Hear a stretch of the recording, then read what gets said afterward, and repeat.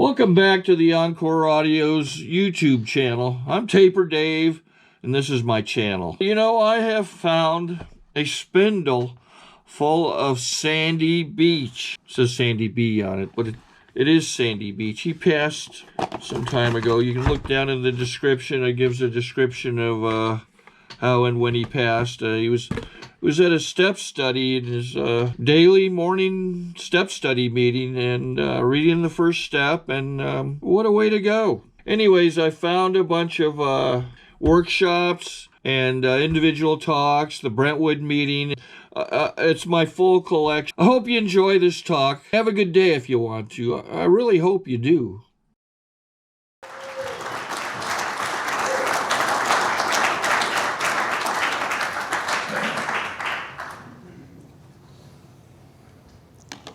Morning, my name is Lyle and I am an alcoholic.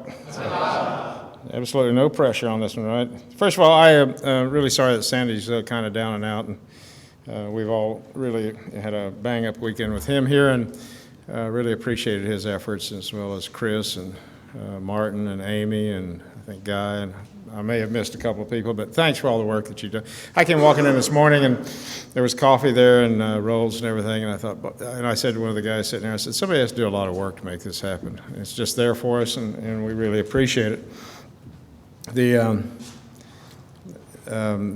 Frank had volunteered to do this. I was going to try to get that set up with Chris. Say, let Frank do it.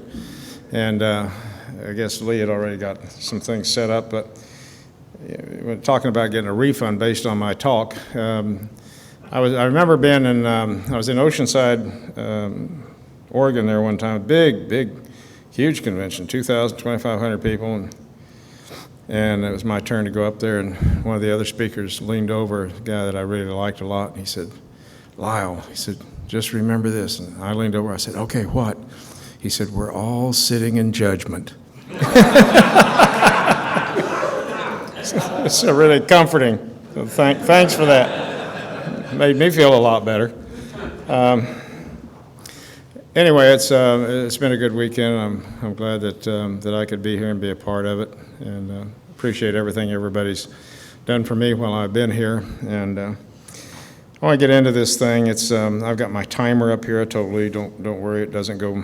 It goes off at the end of 3 hours, and so there's nothing to worry about. A lot of times I will comment, I'll say, well, I'm supposed to talk about what it was like, what happened, what it's like now. And I got an email from a guy who said, I just heard your CD and you misquoted the big book. It says what we were like and, what happened, what we are like. And I said, oh my God, I just didn't know that I'd committed such a travesty, and I'll try never to do it again. And so what we. So. I kind of mix the order up a little bit. I talk about what happened, and then I go back and kind of fill in some stuff, because what happened was kind of an attention getter. And I'll try to be timely about this. I know it's going to take me about roughly 65 minutes, 60 minutes, somewhere around in there, maybe an hour or so longer. I don't know. Who knows? If it rains, I'll stay. But my sobriety day is March the 7th, 1990. I remember getting a treatment and people saying, well, if you can't remember your sobriety date, maybe you haven't had your last drink. And I thought, I don't know much of a problem that is for people, but I had Dan Rather and Peter Jennings and Tom Brokaw all talking about mine, so it's never been a problem for me to remember that. March 7th, 8th, and 9th are all three intense days, even at this point in time in my sobriety. Every year they roll around, and they're like 3 days of the Kennedy assassination, and it never fails. And I hope that never fades for me, that I can look at my watch on any time on any of those days, and I know exactly what was going on that particular day. And one of the things that I'll talk about those days, but I remember that in the years that came after this, I would sometimes see snippets of TV documentaries, usually on Discovery Channel or A&E, and there would be a piece in there about me. And it's kind of like anything else, you know, when they may take, you know, 15 miles of TV footage on any event, but they seize on one, and they always show that, whether it's the Monica Lewinsky-Clinton thing there, and where they're shaking hands, or whether it's Michael Jackson on top of the car, or whatever it is. And so they did the same thing with me, and there was always this little clip of me walking into the courthouse with my wife and an attorney and the other two pilots, co-defendants, behind. And I had commented one time to my wife, I said, man, I said, you know, I don't know that I'll ever get over seeing that and experiencing, you know, some personal pain at seeing that footage. And she commented that she experienced the same thing. And I was a little surprised by that. I didn't know that. And I said, what is it about that you find troubling?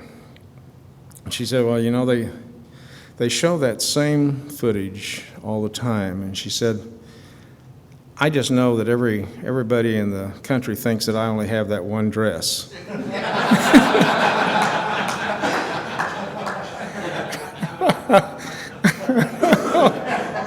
I just could feel her pain.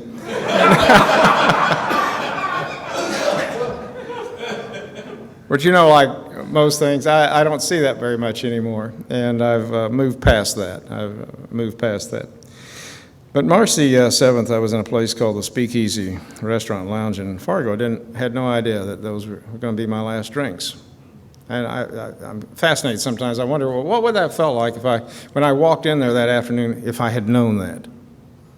And I'll never know, but it's just something I've pondered a little bit. And March the 8th, early in the morning, an event took place that had never at that point in time occurred before, and that is I reported for a flight as a pilot for Northwest Airlines, and encountered some difficulty. And 2 hours later, when I landed at Minneapolis-St. Paul Twin Cities International Airport, I was arrested.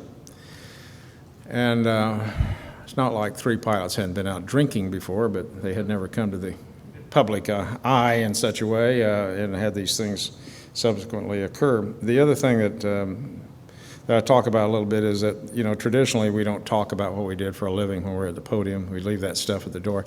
The reason I talk about it is not because it's anything to impress you with. It's just that simply that had I not been an airline pilot at that point in time, the consequences, the fallout, and the subsequent publicity would not have occurred. If I'd been a doctor, lawyer, factory worker, whatever, it wouldn't have occurred, and nor would I have qualified myself for a federal felony conviction.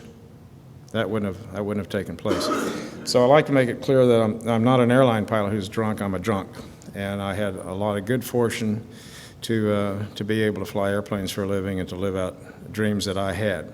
So I was very fortunate in that regard. So I'm a strong believer that we don't have any status or celebrity in this fellowship. That the best thing I can accomplish while I'm here is get sober. If I can do that and hang on to that one day at a time, then I've been blessed beyond all dreams. And until such time as they break ground for the AA Hall of Fame, I just don't believe we have any special status. And I've been places where I don't think that's necessarily true, but that's the way I view it, and that's my take on it. When I walked off the airplane that morning in Minneapolis-St. Paul, early in the morning, I instantly knew that life was over. I walked off in the uniform of an airline captain, and I saw 2 airport policemen there. I saw FAA officials there, and I saw Northwest Airlines company officials. And, you know, there's a reason I don't leave my airline anonymous. I could just say I just flew for a major carrier, but I don't, and I hope by the time I'm done here you'll understand maybe a little bit about why I don't. But at that point in time, Northwest Airlines was the only major carrier that did not have a program for alcoholic pilots. Those programs came into place in the mid-'70s, and prior to that, any pilot who was ever diagnosed as alcoholic was permanently, forever barred from flying again, period.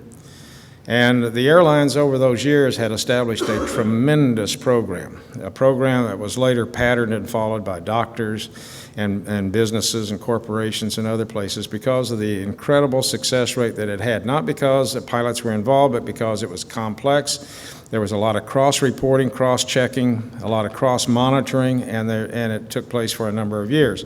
And so the success rate was extremely high, and because it was an effective program. Very effective program. But Northwest had said, we don't have any alcoholic pilots, and if we did, we'd fire them. And I knew better.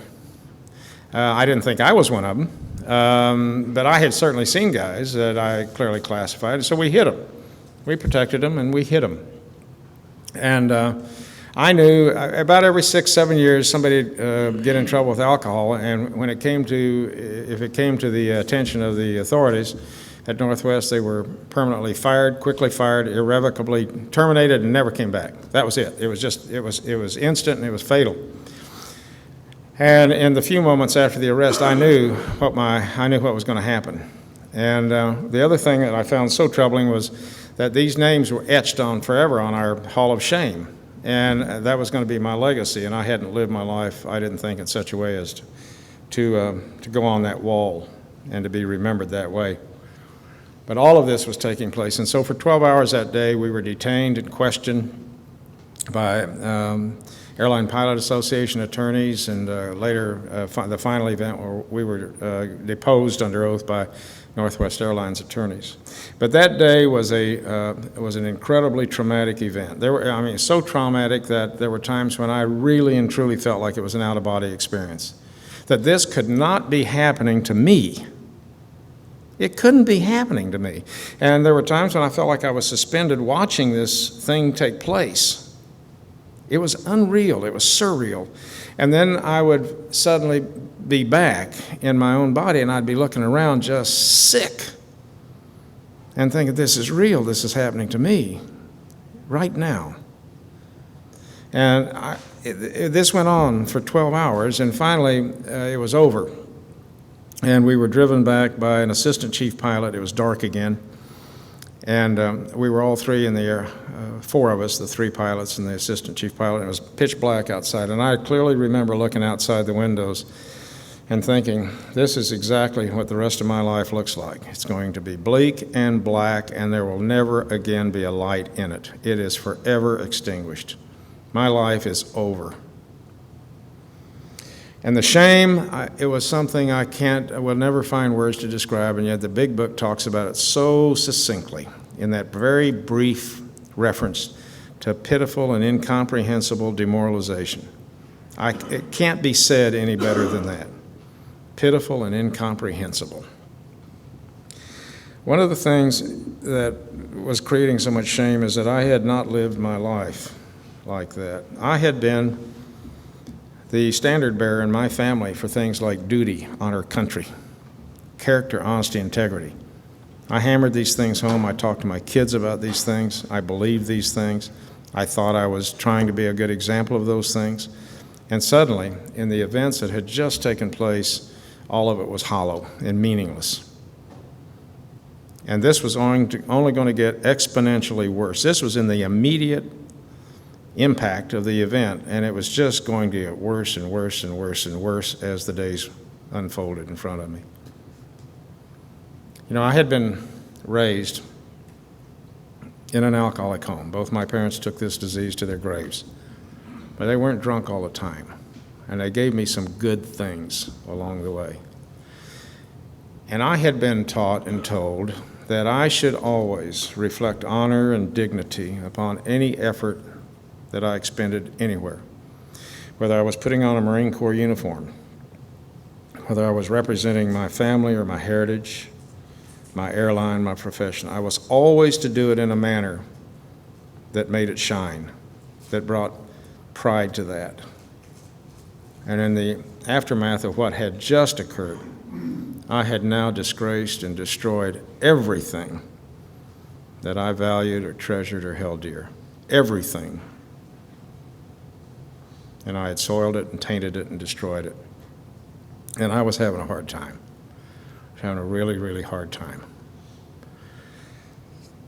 I got back to my commuter apartment, and I thought for the first time, oh God, I was supposed to be home tonight.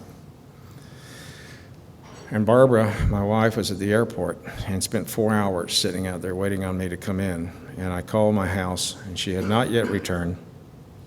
And I heard my voice on the answering machine, and the only thing I could get out was, I thought, what do I say? And the only thing I could say was, there's been a disaster, and I think I've lost my job, and I'll be in the first flight in the morning. And I was so grateful that she did not call me back. I can't imagine why she wouldn't in light of that news and that message, but she did not call me back. And next morning I got up, I put my uniform on, I walked through the Minneapolis-St. Paul terminal, going to a flight to take me back home to Atlanta. And every time somebody looked my way that morning, I just flinched. I thought, God, they know what I've done, or they're going to know. And I felt like I was taking a blow every time somebody even glanced my way.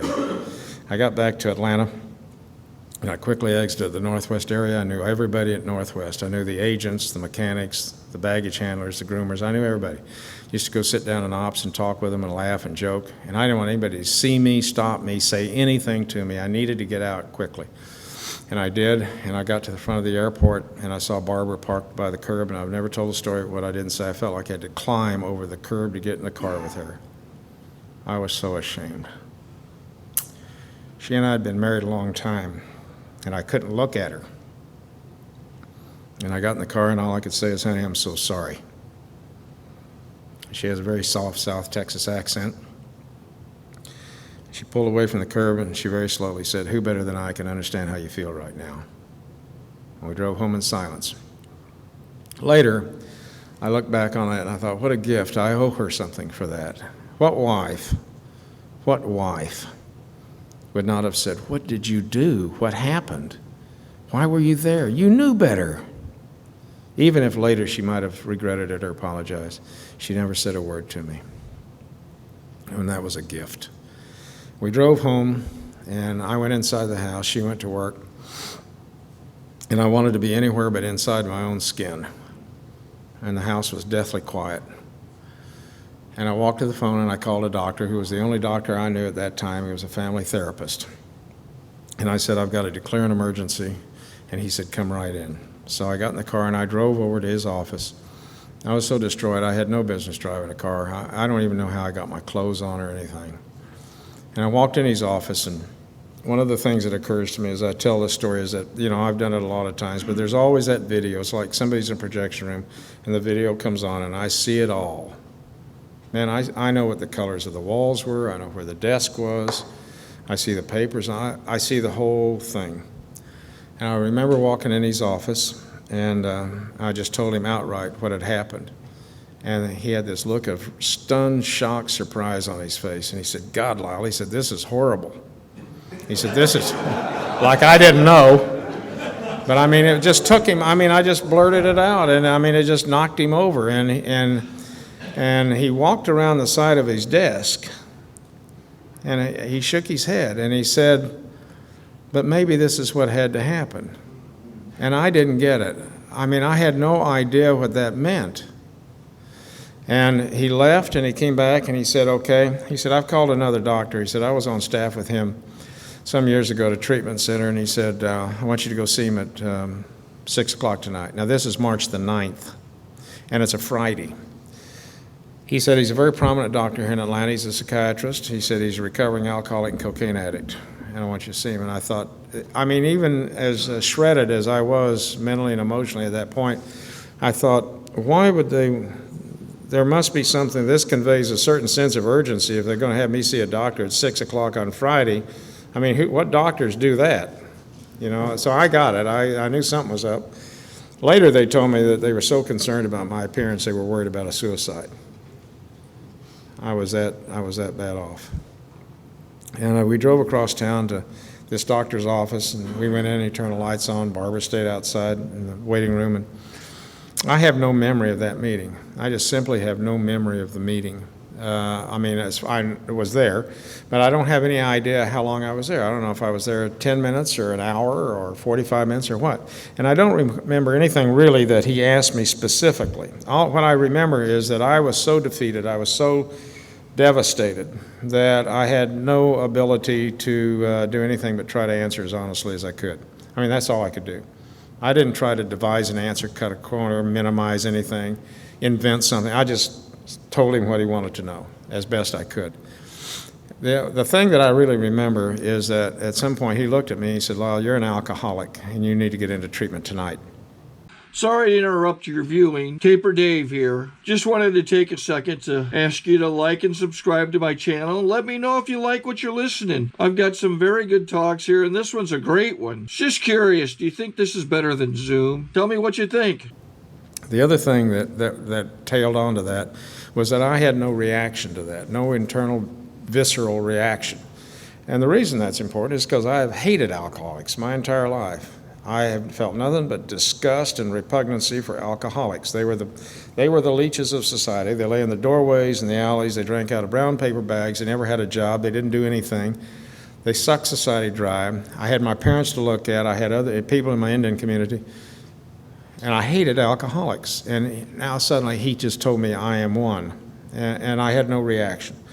And I think maybe at that point that in spite of my mental condition, that on some level that I had connected the dots, that I knew that I had just destroyed my entire life because I was in a bar drinking alcohol when I wasn't supposed to be. And maybe I already knew. I looked at this doctor and I said, I thought you would probably tell me that, and I'm okay with that. I don't have a problem with that. But I said, I just got home tonight. And I said, what I would like to do, please. I said, let me go home and let Barbara just hang on to me. I said, I just want to let my mind uncoil and just absorb what's happened, please. And then I'll go into treatment. I don't have any problem with that. He said, you need to get into treatment tonight. And I looked at him, I thought, why did I come over here if I'm not going to do what he said? And there was just a brief pause, and I said, okay. So we got in the car, and we drove back across Atlanta, following the directions to this treatment center. I don't know anything about this place, had no reason to know anything about this place. And it was dark, and we made the final turn to go to this treatment center, and the lights swept the sign right in front of me. The sign's not there any longer, it was at the time, but it said, Anchor Hospital, Hospital for Alcoholism and Other Chemical Dependencies. And I hit the brakes, and I stopped, and the sign was directly in front of me with the lights on it. And I sat and I looked at that sign, and it was like somebody had just kicked me in the stomach. I thought, 51 years old, and this is how I end up in a treatment center for alcoholics. This is the end of my life. And I just had just a microsecond, I'm sure, of recall, but I just suddenly flashed through some of the highlights of my life, the accomplishments that I had, the things that I thought really identified me and defined me and made things I was just immensely proud of. And it was like somebody had just wiped them all out. A giant eraser just took them all away. And they were gone. And I sat there and I had no value. I had no self-worth. I had no value as a human being. And I started down the hill. And I thought, this is March the 9th. This is my 27th wedding anniversary. And I said to Barbara, hell of a way to spend an anniversary, huh? Very softly, she said, might be the best one we ever had. I couldn't get it. I couldn't handle it. And I didn't say anything. I just drove down the hill into the treatment center. And I'm going to pause here and kind of go back and fill in up to this point. One point I said, I need to make a mental note of where I'm at. And I thought, God, I got nothing to write on. And that's funny if you think about it. It's a mental note, see, and I had nothing to, anyway, you'll get it later. Anyway, let me tell you that I was born in Wichita, Kansas in September 1938, so I'm 68 and a half. And was born into a very blue-collar family, two good parents, very hard-working parents, both of them alcoholics. We never had very much. We were always stretched thin, just trying to get by. And I grew up in moved around a lot early on, but came back to Kansas and lived on a World War II housing project on the southeast edge of Wichita called Plainview. And it was a very diverse community there. It was a mixed black, white, Hispanic, and Native American community, and I was part of the Native American community. I told you yesterday a mix of several things, and Irish and Comanche, which makes for an interesting drinking combination. But anyway, I was very active there, and grew up in the songs and the dances, and graduated from high school when I was 17, and when I was 14, my parents, the alcoholism had really taken over the family, and I don't remember a lot of alcoholism early on, and then all of a sudden that's all I remember. So I know that's a skewed perception, but it's the way I remember it. And when it showed up, it was just like somebody just torched the whole house. And so my parents were divorced when I was 14, and it really impacted me a lot. And by the time I'd gotten out of high school, several years later, each of them had been married and divorced 2 more times. And I kind of went from family to family. I didn't like step-parents. I didn't like step-siblings. I don't remember any of them. I have no idea if they're alive or dead today. But I clashed a lot with those folks. And so I would exit and go back with another family and until the same thing happened over there. And the faces and names were changing, but the situations weren't. And I graduated from high school, and not too many people from my community went to college. And I had decided I would join the service, but I didn't know what I was going to join. And about that time, one of my friends came back from the boot camp, on boot camp leave, right out of the Marine Corps. And I sat with him in a bar, and we drank Schlitz beer. That's how long ago that was. And he regaled me, I mean, for several hours of these sadistic stories of what Marine drill instructors do to their recruits. And I just hung on these words, and I was listening to, I think maybe I had a brief moment, an opportunity to alter the course of my life if I'd sought some professional help. But I thought, oh, I just can't wait to go try that.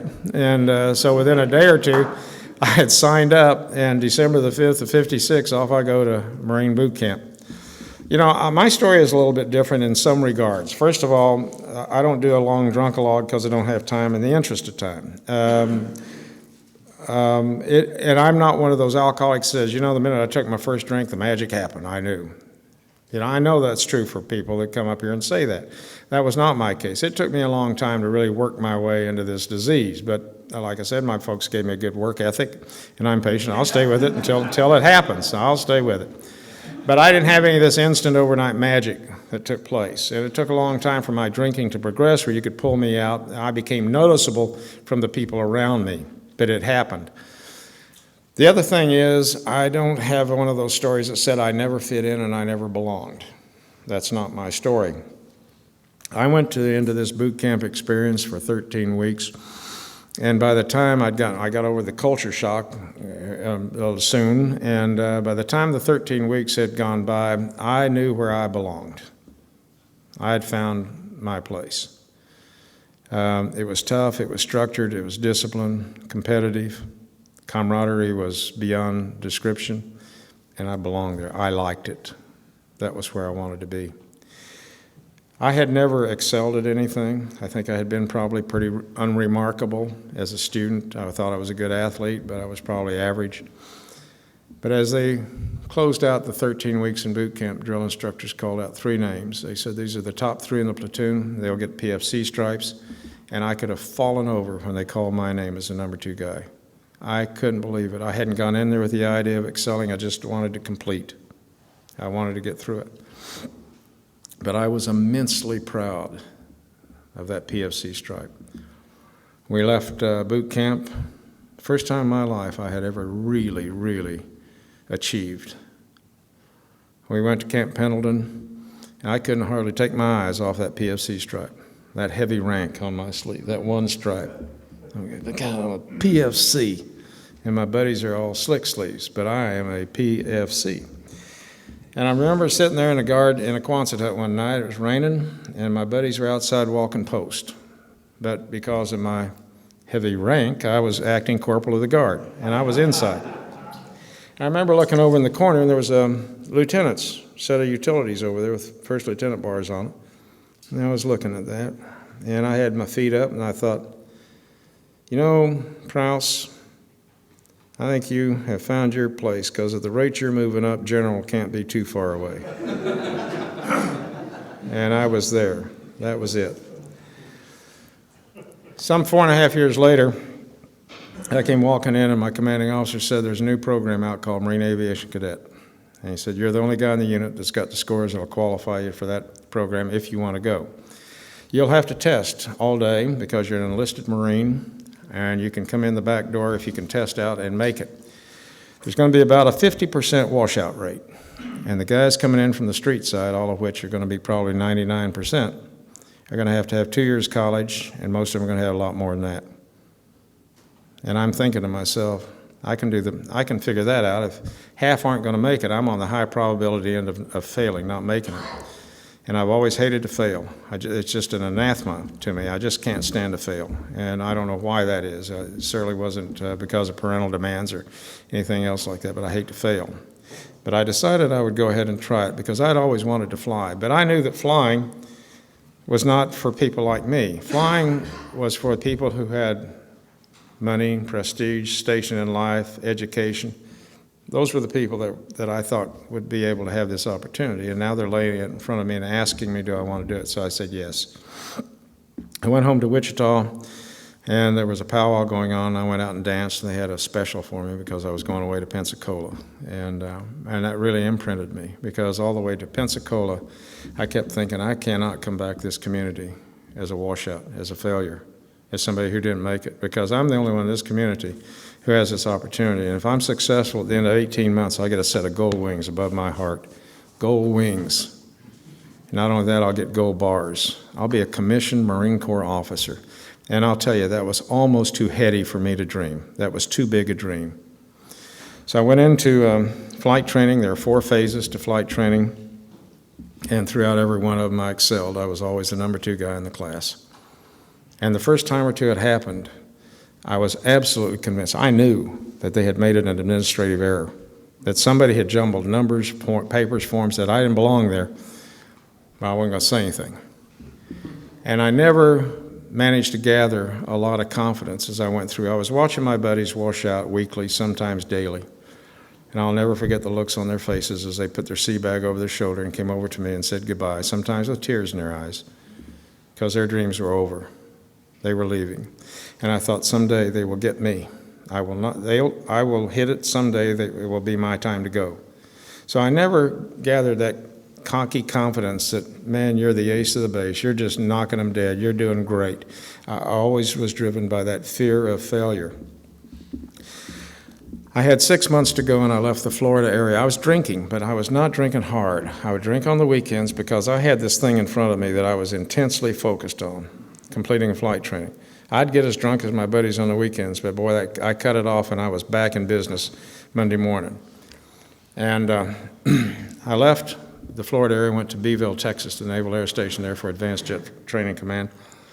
Immediately reunited with a bunch of my friends that we'd gotten separated along the way. Got drunk that afternoon. It was a Friday, and it was before Vietnam, so weekends were free. And they said, we were drunk at the officers club, and they said, let's go into town. There's a place called Cain's Drive-In, and that's where the girls hang out.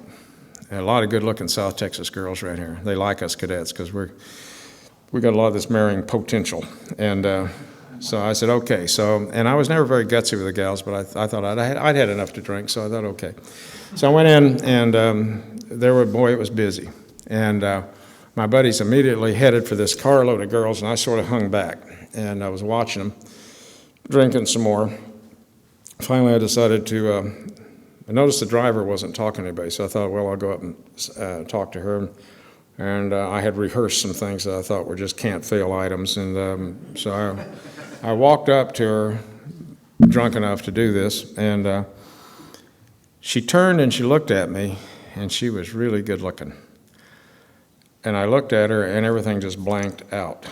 I just lost. I didn't know what I was going to say. And I was caught. And what I tried to say was the only thing that came to mind, and I wanted to say, you have the most beautiful brown eyes I've ever seen. But what came out was, something like that, I think. And she looked at me with this look, and I felt like an ass. And I wished I had never walked up there. And I looked at her, and I thought, God, she's looking at me like I just peed on the side of her car. And I just turned around and I just left. I just turned around and walked back. And I thought, I need to drink some more. So I'm back there drinking. I just happened to be where I could see her. I didn't plan it that way, but a little while later she got out of the car and she went into the ladies' room. And I got a good eyeful. And I thought, my God. She had turquoise shorts on. And I thought, turquoise, she's got a cute butt, nice legs, brown eyes, way more than I had on my list. And I will tell you that I had an AA thought at that moment in time. I really had an AA thought, but it would be 29 more years before I would ever hear it verbalized and recognize it. But I watched her walk in, and I thought, I want what she has, and I'm willing to go to any length to get it.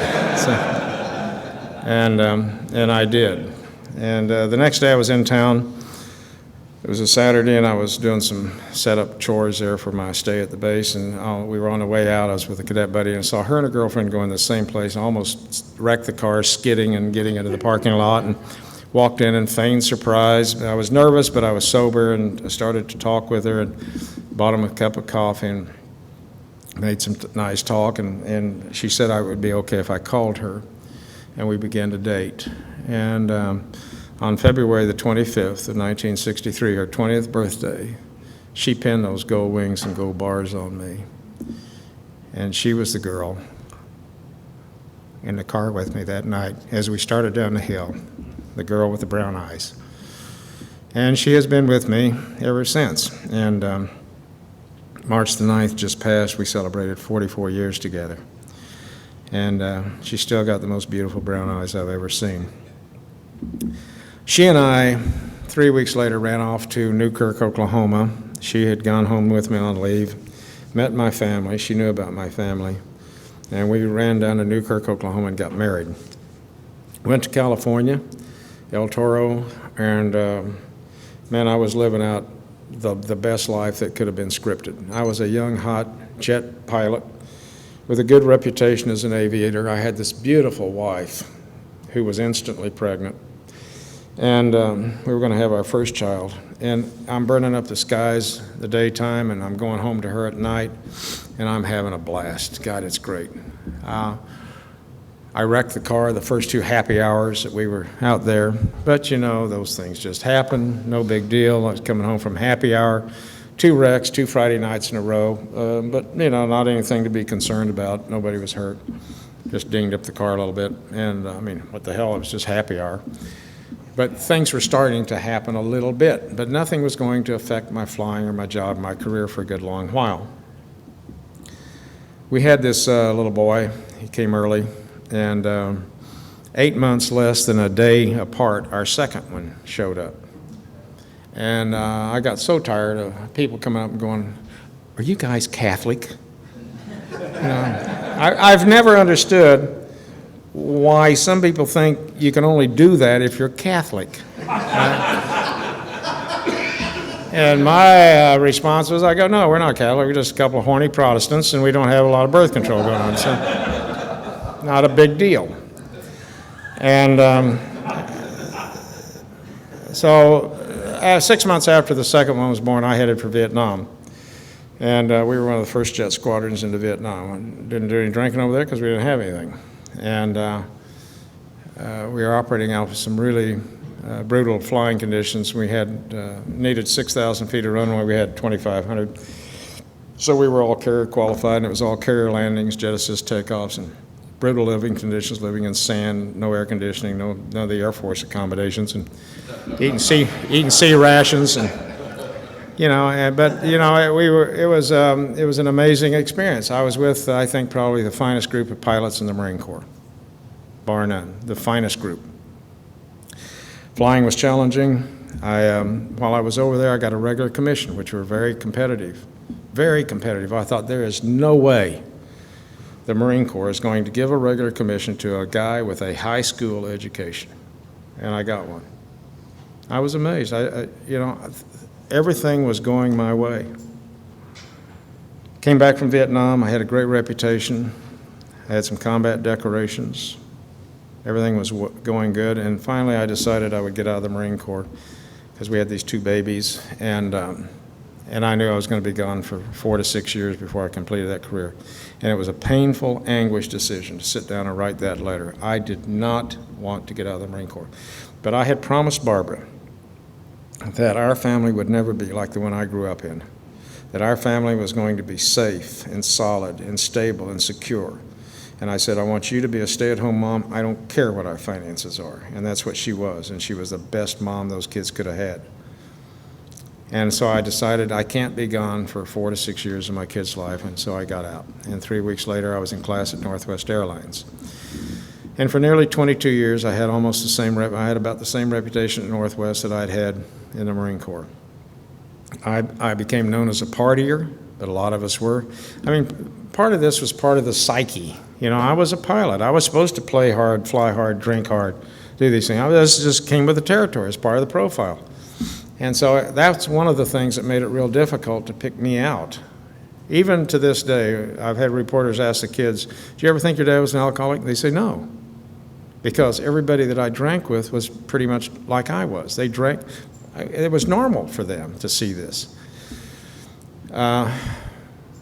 We had gone with the airlines, and Barbara and I had talked about adopting a little child, and even before we got married. And I said, let's either do it or quit talking. So we had the 2 boys, and we decided to adopt this little Indian girl. And it was really tough because we had the 2 biological kids, and we were on the cusp of when you could and couldn't do that. So 14 months later, after a strenuous fight, we got this little girl, came home to live with us. Most beautiful little girl I could imagine. She was 17 days old. We brought her home, and Barbara now had her daughter. What I didn't know was what daughters do to their dads. And she became the center of my universe, that little girl did. And she could not walk past me without me saying, Dawn, come over here and give me a hug. And she'd toddle over, and I'd hug this little girl, say, thank you for being my girl. She'd say, thanks for being my dad. And I thought we had the perfect family. We had the perfect marriage, the perfect family. Everything was going. We had some problems along the way with the airlines, but strikes and stuff, but we were doing great. I think we got a great talk going on here. Thanks for watching the channel. Taper Dave here. Just curious, do you think this is better than Zoom? And when this little girl was 17 years old, I had finally decided she was about to graduate from high school. It was time for me to be a captain. I'd passed it up for 2 years, which was a big deal for me. But I wanted to be home with her. And I went to Chicago to take a special test to become a captain. And that afternoon, unbeknownst to Barbara or me, she had decided to run away. And when Barbara came back from the airport, she didn't see it until later. Dawn had, some of her friends had taken their stuff, her stuff that she wanted, left a note, which Barbara didn't find until late that night. Neither one of us saw it coming. Had no idea that was going to occur. And I called home from Chicago to tell Barbara I was coming home, and she answered the phone, and I knew something was wrong. All she said was hello, and I knew something was wrong. And she told me Dawn had run away. And I blurted out these instructions about where to go, who to call, where to look. I panicked. I got on the airplane, and 2 hours later I was home in Atlanta, and everything had changed. Everything had changed. And I told Barbara as I got in the car that I hated her. I hated this girl. I hated her more than I had ever hated anything or anyone on the face of this planet. I absolutely hated her. And I said, under no conditions, no circumstances will she be allowed back in our home, ever. I don't care if she crawls on the front porch and is dying, she doesn't come in. And inside of 2 days, all of her furniture was gone to Goodwill. everything that she had ever touched in that house was gone. I had destroyed things that I had saved over the years that she'd made me through grade school, little girl things that I just treasured. I smashed them and broke them and threw them away. I went to the bank and ripped up her adoption papers, and I went to an attorney and gave him $500 and disowned her. I tried to annul the adoption and couldn't. And as I looked around and assessed all of this, I thought, you know what? Barbara probably needs a therapist.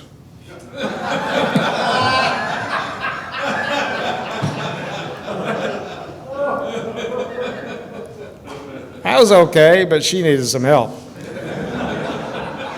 And so I plucked this doctor's name out of the yellow pages.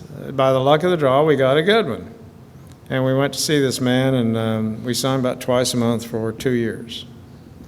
And he said to us on the first meeting, I didn't say anything about my feelings about my daughter, I just told him what had happened. And he said, okay, as long as you're coming to see me, he said, I don't want either one of you drinking. He didn't even know if we drank. I thought, that's a bizarre thing to say. Why would he say that? So Barbara and I get in the car, and I said, what do you think he meant by that? She says, I don't know. I said, well, he must mean on the morning we're coming. And that's what I did. I never didn't drink in the mornings anyway. So we saw this man for about 2 years, and I remember I didn't like talking about my daughter, but one time something came up about her, we were talking about her, and I made this astonishing statement. I had never formed this thought or these ideas in my mind consciously that I was aware of, but this thing just flew out of my mouth. And I looked at him and I said, I'm going to tell you something, doctor. I said, I would rather hate than hurt. And that was it. That said everything that there needed to be known about me. That was the way I dealt with everything. And he said to me, he said, you survived a childhood doing that, Lyle. But he said, if you continue that, it'll destroy you. And I just looked at him with all the arrogance and the ego that I possessed. And I know he knew what I was thinking. Because I was thinking, you may be a PhD family therapist, but by God, I'm an airline pilot, and I'll do it my way. That's exactly what I thought. And I know he knew what I thought. And he was right. But he said to me something that I was never aware of. He said, every time you had this move between families, a clash and a move, he said, what you experienced was abandonment and betrayal. I had never labeled any of that, but that hit me. That was an instant bullseye. That's exactly what I thought and felt. I never considered it. And he said, and now comes this girl, this daughter that you love more than anything, and she does it. He said, it's going to take an awful lot of hatred for you to cover that up. And I thought, that's okay, I'll do the work. I did. And so I became a solitary drinker. I drank mostly alone in my room, and I would drink a quart or a fifth. And I never got what I wanted. I wanted to just drift away and not care. But the more I drank, the more the hatred came. And I fueled that. I kept it. It was white hot. And by the time I finished the drinking, I just hated. And I had all the self-pity and the martyrdom to go with it. Look what I had done for this girl. Look at the sacrifices I had made for her, and look how I get repaid. It was a deadly combination, and I just fed it over and over and over and over. And so it was unusual that I would go out with these other two pilots and drink this particular afternoon in Fargo. That was really unusual. Thank God I did, because things happened and it turned my life around. And that's where we were when all of this happened. And I drove down the hill into this treatment center for an intense 28-day experience. I had many experiences in there. The morning after I had gone in with the clothes on my back, I walked outside. I didn't want to know anybody. I didn't want to talk to anybody. I didn't want anybody to know me. My eyes were always down. Nobody knew the color of my eyes. I wouldn't look at anybody, couldn't talk to anybody. And I walked outside, and I didn't know that this treatment center was 3 miles from the Atlanta airport. And an airplane took off, and instantly I turned and I looked. And it was a 727, same airplane I was flying. And it was very close. and the gear was just coming up and it was starting to accelerate. And I looked at it momentarily and I thought, you'll never fly again. You'll never see the inside of that airplane again. And I began to get sick, and I felt it coming up, and I was choking and swallowing. And I turned and I walked over to the side, and there was a recreation area over there, and I walked over and I sat in a chair. There were chairs a couple of feet apart, and I saw the corner of my eyes, somebody sitting on the left, off to my left, I didn't look at him. And I sat down, this voice to my left said, you know, if I only had a month to live, this is where I'd want to be. And I'm thinking, I've had one short night here. I haven't quite reached that point. And I didn't know if it was talking to me or somebody on the other side or a bird or stone, a tree or what. And I didn't say anything. I didn't hear anybody say anything. I felt obligated to do something. But I didn't look. I just said, really? And then the voice says again, yeah, because every goddamn day here seems like a year.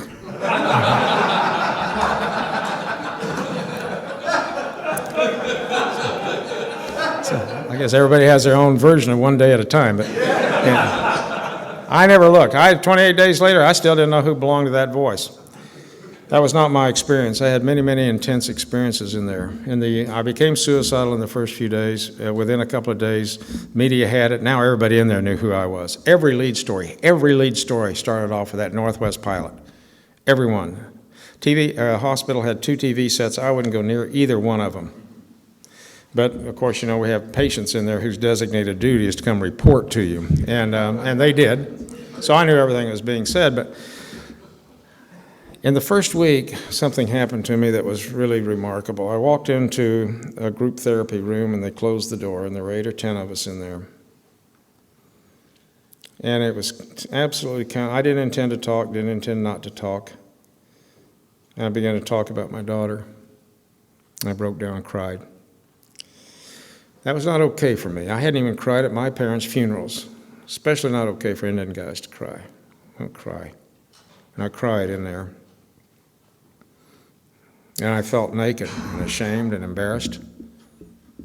And after it was over, I didn't want to walk back out into the regular hospital population. But I looked at it and I thought that was one of the greatest things that ever happened to me into treatment, to learn how to cry, to learn how to feel. I finally felt pain. I didn't block it with anger and hatred. For the first time ever, I took it. And I reacted to it. And within a day or so, I wrote to Dawn. To Barbara, and I said, get a hold of Dawn. She knew where she was at that time. I said, tell her I want to see her, put the family back together again. The hospital had no visiting privileges, no phone calls. They said, this is such an incredible breakthrough for you. We'll allow it to happen if you can set it up. The 2 doctors got wind of this and said, could we please come watch? We'll stay out of the way. So one afternoon, I walked into the day room of the treatment center for alcoholics, and there was my daughter. First time in 2 years I'd seen her. And off to the side were the 2 doctors watching. Barbara was in there, my other 2 kids. And I walked over, and I can't tell you what it felt like to put my arms around my daughter, who was smaller than I remembered. I didn't remember she was that little. And tell her how much I loved her instead of how much I hated her. And in her arms was a 5-month-old granddaughter who took my heart as fast as my daughter had. She'd gotten married. I didn't know her last name. So in the first couple of weeks of treatment, the promises began to come true for me. We were healing the family, and that relationship has been healed. We've had some ups and downs since, but because of this program, I can handle it and deal with it in a good way. I began to get word of legal consequences coming. Nobody knew about that. A week to the day that I'd entered treatment, it was announced on television that I'd been fired by Northwest. The FAA had issued an emergency revocation of my certificates, and I'd lost my FAA medical certificate because of my alcoholism. So everything involved with my career was gone, everything. And it was as it should be. I'm a strong believer in acceptance of personal responsibility. When you do what you did, you get what you got. And everything that happened to me was fair. Everything was appropriate. And they started taking me out of the groups 2 to 3 days apart, and telling me about the latest legal consequences. Nobody anticipated that. Nobody knew about this federal felony law that was on the books. First, Minnesota was going to charge me, then North Dakota, then they doubled the counts. Then they finally came out the last time, and they took me out of the assembly room, and there was a doctor standing out there. And I thought, oh, God, they've never had a doctor before. So we walked down to the doctor's office. He said, I want you to sit down.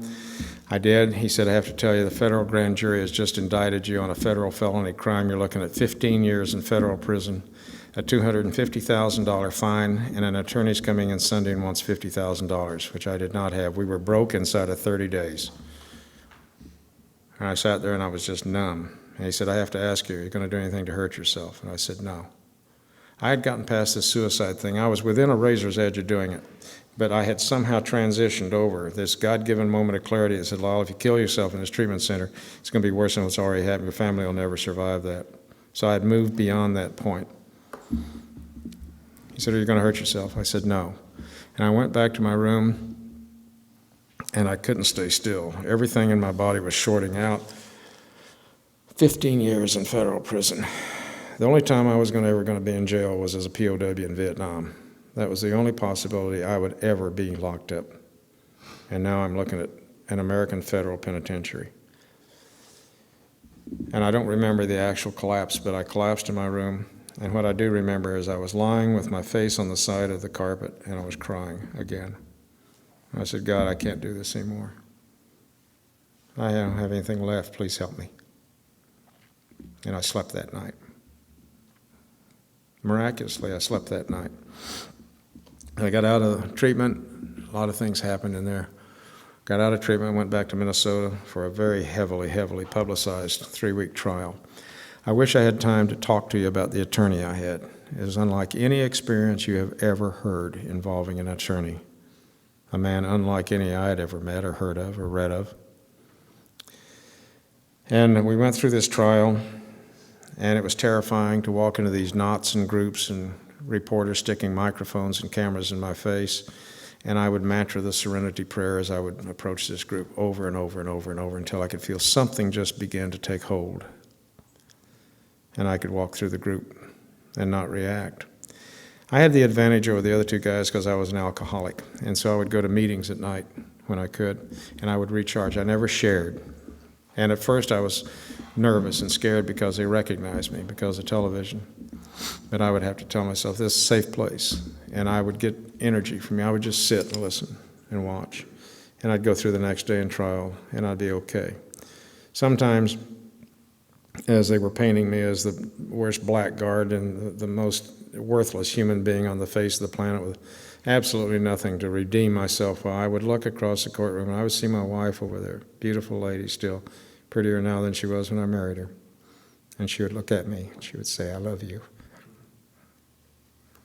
And I'd get through it. We were quickly found guilty, as I knew we would be. We went back later. My attorney sat there, and I knew he was going to take it hard. I told him, I said, I'm going to be found guilty. It's okay. I'll be all right. And when they announced the verdict, he stiffened next to me, and I reached over and just kind of patted him. I said, it's okay, Peter. It's okay. We went back for the sentencing, and the minute I walked into the attorney's room, I knew something was wrong. He said the judge has just notified everybody, including the media, that he's going to up the ante. The sentencing guidelines in place at the time were 12 months minimum, 18 months maximum. Mandatory prison, no suspension, no probation. Mandatory prison. I knew I was going to get 18 months because I was the captain. And now he says, now we're looking at the possibility of 15 years. Again, that old feeling of terror hit. I had experienced it many, many times. It went all the way through to the bone marrow. It was familiar.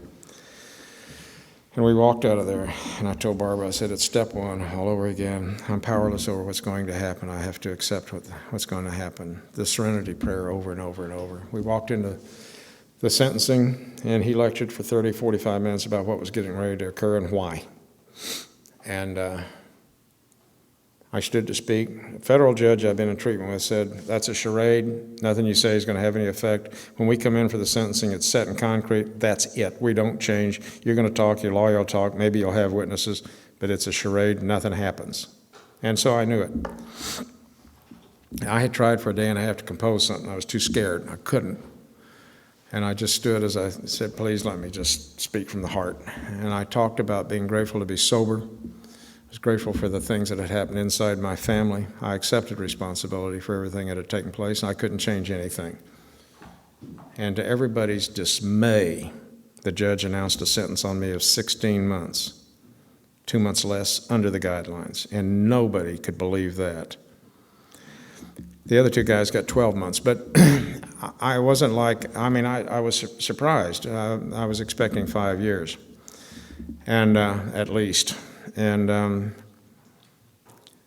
then he did something that surprised everybody. I'd given my personal effects to Barbara. I said, I don't think I'll be coming back because of the publicity of this. I think he will have us handcuffed and taken straight into custody. But he said, this is a very complex trial, very complex law. The first time it's ever been used. I expect appeals. I will allow you 3 men to remain free until your appeals have made their way. The other 2 said, okay. I said, no, sir, I'll go to prison now. He says to this day that no defendant before or since has ever done that. But I had learned in here that I must deal with life on life's terms. That I could whistle in the dark all I want, but I was going to go to prison. And I told my kids, I said, the reality is I can't come out the back door till I go in the front. And I was terrified of going in there. But I also remembered something I'd learned in the Marine Corps that said, courage is not the absence of fear, it's the ability to continue in the face of it. And that was now my job, was to walk in. And so on December the 5th of 1990, 34 years to the day that I walked into Marine boot camp, I walked into the Atlanta Federal Prison System. I don't talk about prison in there on this talk from the podium. I don't think it has anything to do with my recovery. My recovery has everything to do with the way I handle prison. I just usually make 2 quick comments, and that is that there are 2 groups of really, really, really sick people in prison, and the sickest group goes home every night. And every now and then somebody will come up and go, I'm a correction officer, and that really hurt my feelings. I go, well, if you're in this program, obviously it doesn't apply to you. Can't apply. And if that doesn't satisfy you, call your sponsor. Yeah. The other thing is, I made 12 cents an hour while I was in there. 12 cents an hour. The thing that was most galling about that was there was no 401k plan. I came out of prison, I was broke, I was the most notorious pariah in aviation. I was a convicted felon. And the judge had also put additional sanctions on me to make sure that I would never, ever fly again. On top of everything else, he put sanctions to make sure. In a miracle that I don't have time to go into, about 1.5 years into that, he lifted those sanctions. Not thought possible by anybody I knew. He lifted the sanctions. All that did was take out one letter S out of the word impossible. The rest of it remained. The FAA had said if you want to fly again, you start from the bottom with a private license. I'd held the highest license there was. I thought in and of itself it was almost impossible to test with the highest degree, go through that highest license again, starting all over. But now they're telling me if you want to start, you start with the lowest license, a private. Not one of my pilot friends thought it was possible. And I didn't either at first. But as I sat and I thought, how do I do everything? I do everything one day at a time. One thing at a time, one step at a time, one day at a time. How do you eat an elephant? One bite at a time. And so I went at it that way, and 10.5 months later I had 4 licenses. No shortcuts, no quick fixes, no nothing. But there's a flying component that has to go with that. I checked into it, I said, no way, that stops me. $10,000 to $20,000, we were broke, I was making $6.75 an hour working in a treatment center. There was no way. No way. This wife of mine said to me, I don't know that you'll ever fly again, but I think it's important you get your licenses. We have our furniture left, why don't we sell it?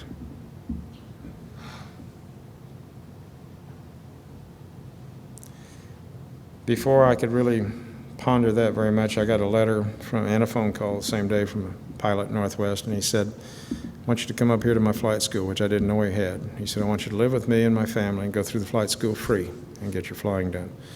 I was under 13 conditions of probation after I'd served my time. It lasted for another 3 years. And I had to go up there and check in with the Minnesota Department of Corrections, which I did. And in the summer of 1993, I spent 44 days with this man and his family. I flew, we had monsoon rains across the country and a lot of flooding that summer. and I was rained out 14 days, but in the remaining 30 days, I flew 78 hours and I got 4 licenses back, 2 of them in one day before noon, and I don't think that had ever been done before. The FAA examiner told me later, he said, if I'd known who you were, I would never have done it, but he said, by the time I found out who you were, I liked you. He said, the FAA called me and said, don't make it easy on this guy. I said, I've heard that since the first day I was in prison. Just do what you got to do. I came home with those licenses, and I thought, who's going to hire me? The only chance I have for a flying job is if I can find a place in Africa that had no TV. Maybe I could fly sheep and cattle for $5 an hour and a can of soup at the end of the day. The licenses actually arrived in the mail about 2.5, 3 months later, and on the very night they arrived, I got a phone call from the head of the pilots union at Northwest. I had never challenged my firing because I believed they were fair and just. They didn't fire me for being an alcoholic. They fired me for what I did, and that was fair. The pilot says, this friend of mine says, Lyle, he said, this is the greatest phone call I've ever made, because he said 3 hours ago, John Dasberg, the president and CEO of Northwest Airlines, made a personal decision to bring you back and put you in full flight status. What an extraordinary decision. Courage beyond extraordinary. What happened if I drank again or relapsed? He was risking his entire career as a CEO.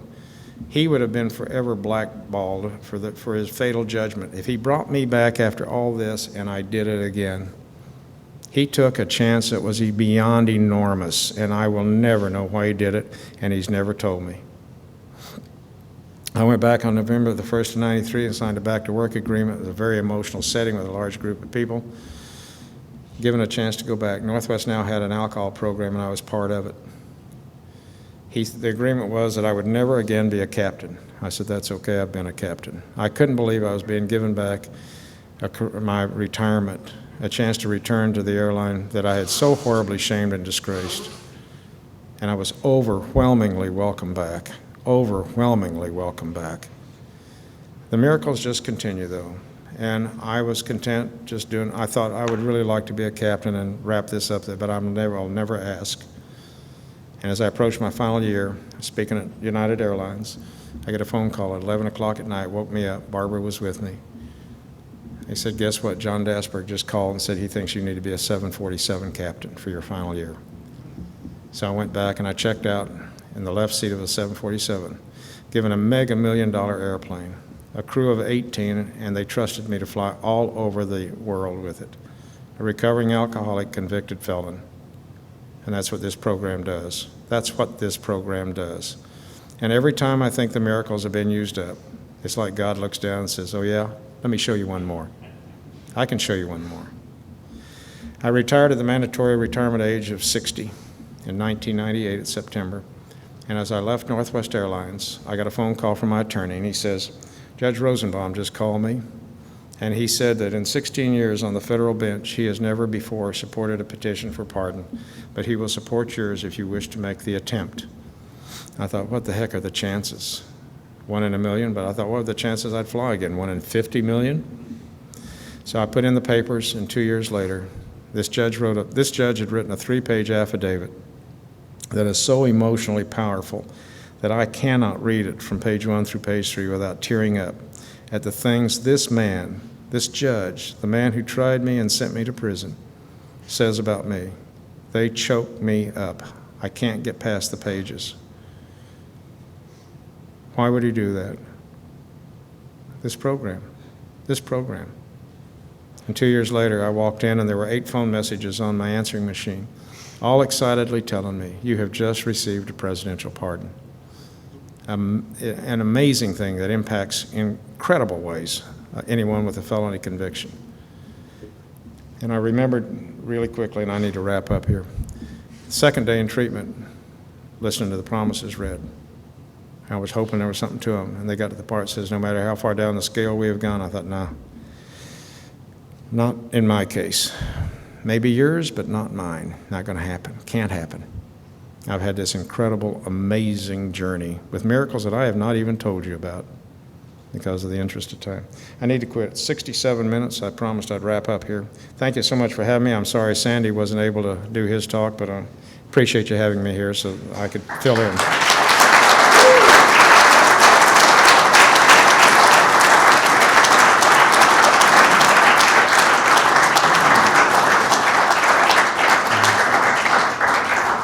So have a good day if you want to. Thanks for listening. Okay, this is how I prepare my drone for launching. I like to do it inside the cab of my truck so I'm not standing outside in the weather. To install the joysticks for control, up and down, right and left, powered on. I have an Android phone that I use to connect it to the drone with. And it's actually controlled through the iPhone, through an app. Oops, wrong way. It's actually controlled through the iPhone, or through this Android phone, through the app. It's actually controlled through the Android phone, through an app, and you connect it through this short connection right here.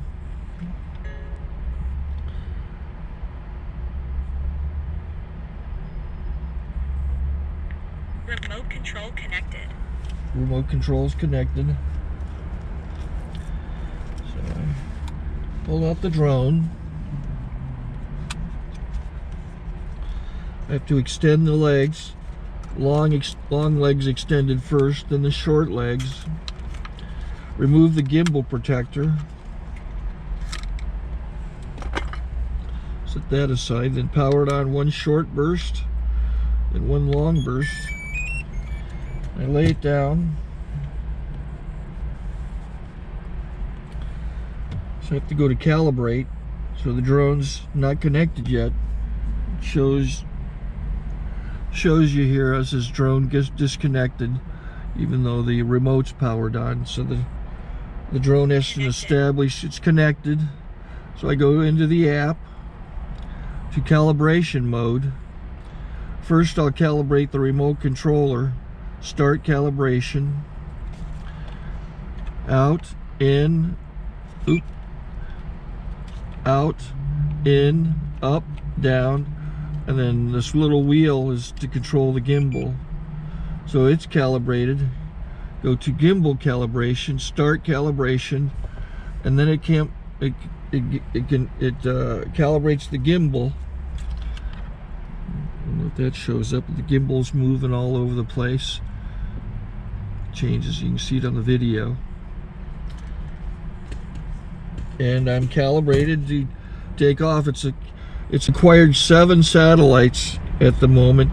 There are 26 satellites up in the sky, which it has to acquire before you can take off. So it's connected. It's got enough satellites. This is white. I can go to press this little arrow button, swipe right to take off, and it would start the motors if I slid this to the right, but I'll wait till I get outside. Don't want to do it inside.